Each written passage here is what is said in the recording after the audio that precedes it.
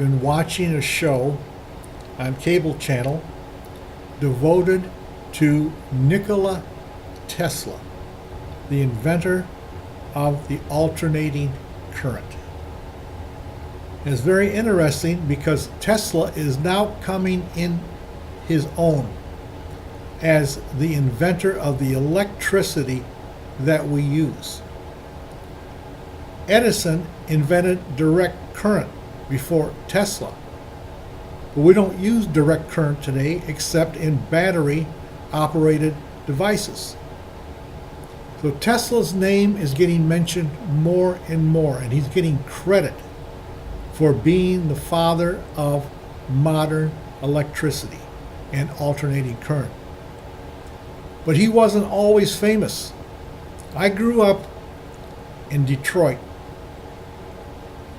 and the name of our power company was called Detroit Edison. Edison, not Detroit Tesla. And partially what happened is in Detroit, Henry Ford was the king of Detroit. Whatever he said went in Detroit. And he was a wonderful friend of Thomas Alva Edison. So, being the king of Detroit and his friend Edison, I'm sure that he wiped out Tesla's name from any reference in history books in Detroit. And maybe it influenced it throughout the country. I don't know, but certainly in Detroit. Nobody knew who Tesla was. Nobody heard of him. I never read one word that said Tesla. And it certainly wasn't mentioned in the history books in Detroit.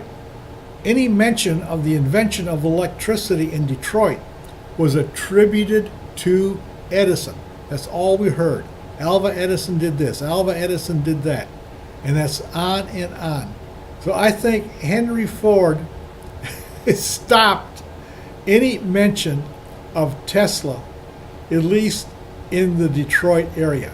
So Tesla is becoming famous today, but in the past, he was totally obscured. And I have a funny feeling it was due to Henry Ford and his friendship with Edison.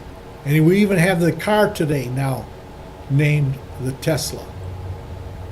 When I was a kid, my father had a radio repair shop. And I remember the first radios that he repaired. They were both currents. You could either operate the radios on AC current or DC current.